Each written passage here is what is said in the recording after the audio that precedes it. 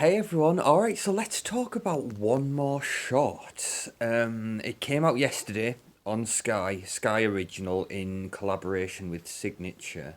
It's the sequel, of course, to 2021's One Shot and literally picks up hours after the first movie ends. So obviously, in the first movie, you have Scott Adkins leading this team to do a prisoner escort, prisoner transfer. It goes bad. The whole prison site gets attacked. Scott Adkins has to fight his way through with the prisoner, gets him out of there, and the first film ends with them taken off and being transported. And then the second film picks up with them basically arriving. Well, we say arriving, they've been rerouted from their original destination to this airport, which is actually Stansted Airport, which is pretty cool. But it's actually Dublin for Washington Baltimore Airport in the context of the movie. So, we think we're finally safe because we're on home soil. And obviously, we've got our guy. We need him to finally give us the information of where this bomb is that's set to go off during the State of Address or State of the Union address. So the clock's still ticking, and obviously we've got Tom Berenger in this as well. It's cool to see Tom Berenger. Always really liked him.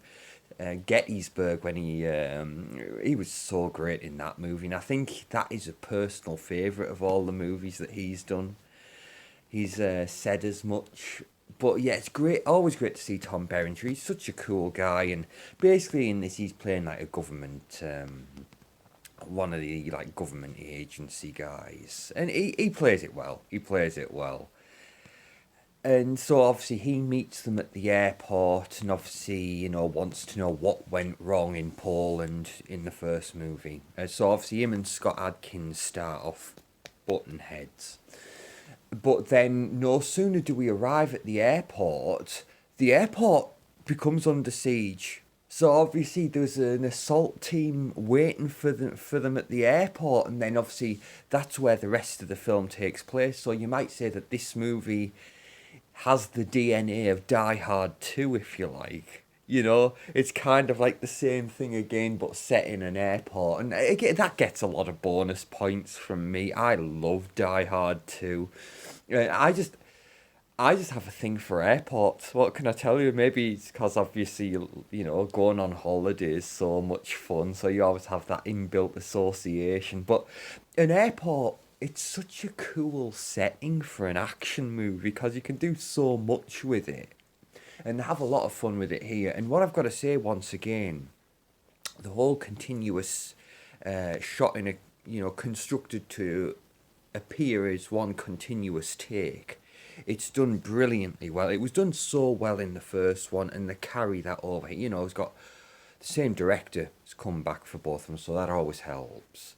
But just having the right people involved, it just shows you the importance of having the right team of people and the difference it can make. The first film was so well done. They carry that over here. I can't even imagine how difficult it is to make a film like this. When 1917 came out, obviously that was so well done. I was very concerned at the time that that film was going to start like a new genre or subgenre of one-shot films. I was very nervous about that because obviously if it's not done well. But what I can say is, obviously my prediction hasn't really come to pass. It's not a trope that it's not a bandwagon that everybody's jumped on, no. But what I can say is that both of the one-shot movies, well, One Shot, One More Shot, they're both very, very solid examples of how you do it well.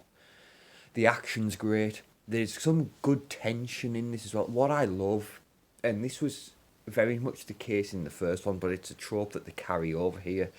Just, you think things are about to just go completely south, and then right at the last minute, Scott Adkins will just fly in from the heavens and just save the day.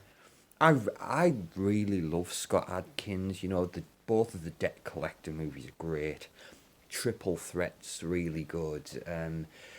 both of the Accident Man movies, for example, this is a guy who does really, really great work. I was introduced to him first in Expendables 2 when he's playing Van Damme's henchman. Great in that. Obviously, really, really great in John Wick 4 when he shows up. Almost completely unrecognizable, and what a great performance as well. You could see you know, obviously Scott Adkins is a great action guy and he's a great martial artist, but I think John Wick 4 highlights that there's a lot more to this guy than just the action, even though he loves doing the action and we love to see him do the action. But yeah, Scott Adkins is always great, and he delivers once again here. As you said, great seeing Tom Berenger in this as a government agent guy. Also in this, although only briefly, Michael Jai White, which is it's always great to see Michael Jai White and Scott Adkins together. Obviously, both together in Triple Threat, both together in the first Accident Man. Obviously reunited here together again.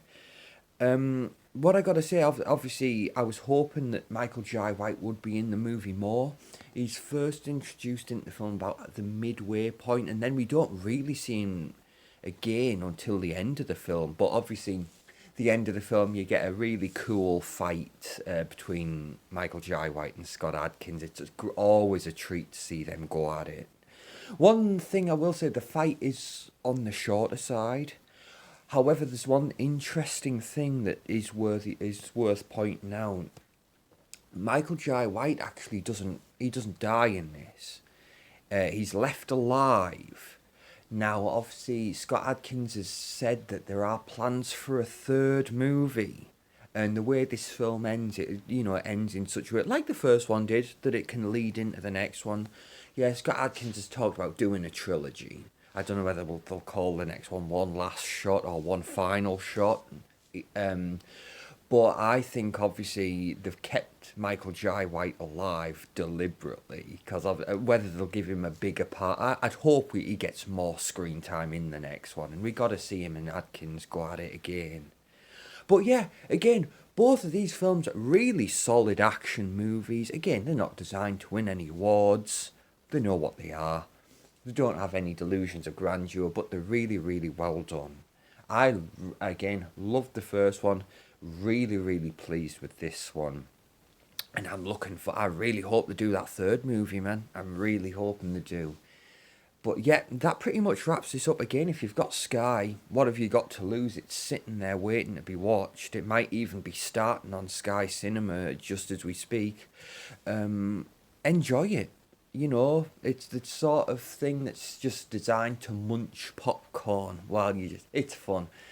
But again, if you've seen the film, please feel free to share your thoughts. I'd love to hear them, and I hope this has been entertaining for you guys, me just yammering on as I always do. And I will see you all in the next one. Thank you, everybody. Bye bye.